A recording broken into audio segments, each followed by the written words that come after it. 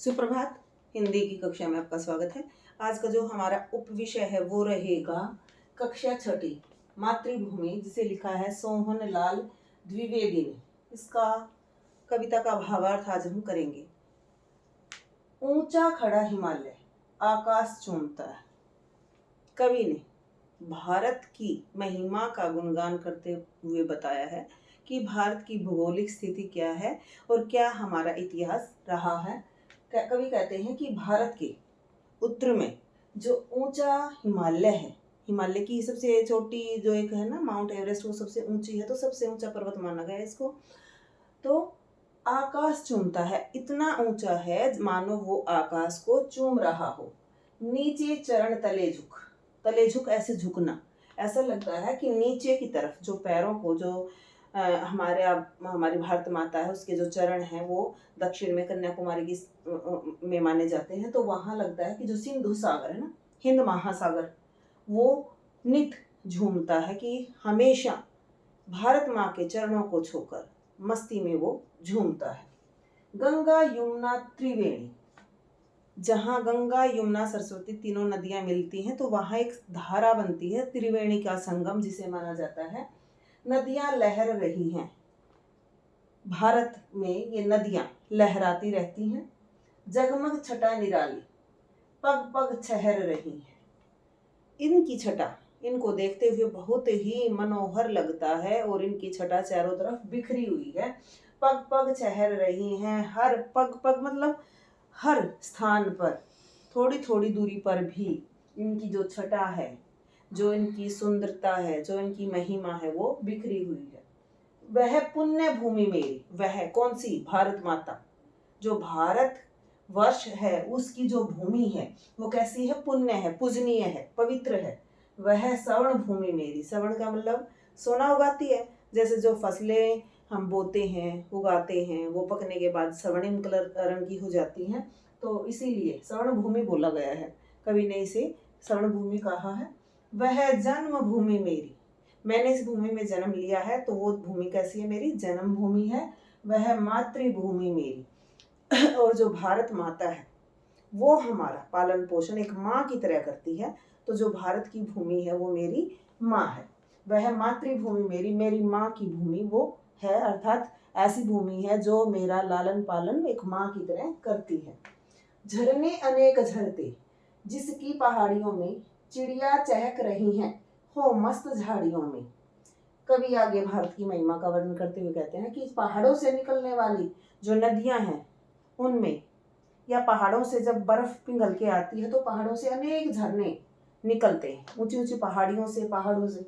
चिड़िया चहक रही है, हो मस्त झाड़ियों में। वनों में, झाड़ियों में, पेड़ों पर जो चिड़िया हैं, सौंदर्यता का वर्णन करते हुए कवि कहते हैं कि जो चिड़िया भारत की सुंदरता को देखकर पुलकित होती हैं, चहक रही हैं, मस्ती में वो गा रही है। अमरैया घनी है, कोयल पुकारती है।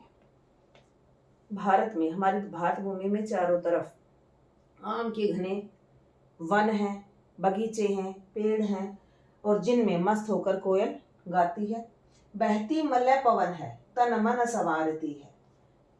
मलय पर्वत से निकलने वाली जो हवा है वो बहुत ही शीतल होती है और मन को संवार देती है, हमारे मन को प्रसन्नता देती है, पुलकित वो कर देती है।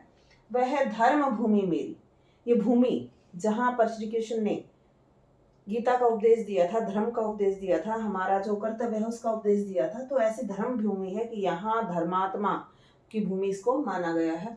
वह कर्म भूमि मेरी, और जहाँ श्री कृष्ण ने ही गीता के उपदेश में कर्म करने की प्रेरणा दी गई है, तो कर्म भूमि भी है ये मेरी। यहाँ मैं अपने जीवन को जीते हुए, हमारा जो जीवन का लक्ष्य है उसे प्राप्त करने के लिए विभिन्न प्रकार के कार्य हम करते हैं। वह जन्म भूमि मेरी, मेरा जन्म स्थान है। वह मातृभूमि मेरी, और वह मेरी मातृभूमि है, ऐसी भूमि है जो माँ के समान मेरा लालन पालन करती है। जन्मे जहाँ थे रघुपति, अब इसकी महिमा का वर्णन करते हुए कहते हैं कि ऐसे ऐसे महापुरुषों ने हमारे यहाँ जन्म लिया है।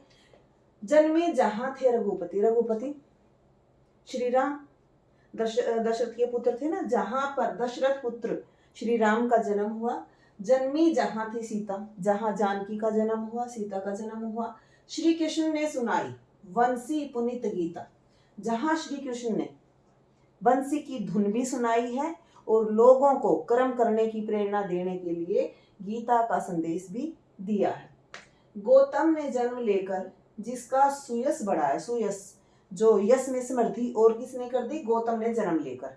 महात्मा बुद्ध ने अपनी शिक्षाओं से, अपने उपदेशों से हमारे भारत देश का और भी यश बढ़ा दिया है। जग को दया सिखाई, दया, अहिंसा, सत्य का पाठ उन्होंने सिखाया है। जग को दिया दिखाया, दिया दिखाना मतलब एक ऐसा मतलब लक्ष्य दिया है कि हम किस तरह से अपने जीवन को अपने अंतिम लक्ष्य तक ले जाते हैं। दिया दिखाना हमें रोशनी दिखाना हमें ज्ञान के, जो हमारे ज्ञान के चक्षु बोले गए हैं उनको खोलना, कि हमें किस तरह से कैसा जीवन व्यतीत करते हुए यहाँ से संसार से जाना है। वह युद्ध भूमि मेरी, यहाँ महाभारत का युद्ध हुआ है और है तो वो इसी धरती का, तो यह युद्ध भूमि भी है मेरी। वह बुद्ध भूमि मेरी, जहाँ महात्मा बुद्ध ने जन्म लिया ऐसी भूमि भी मेरी है।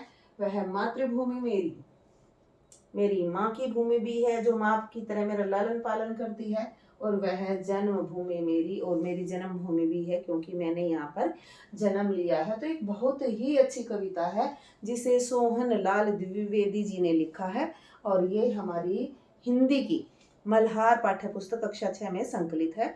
धन्यवाद।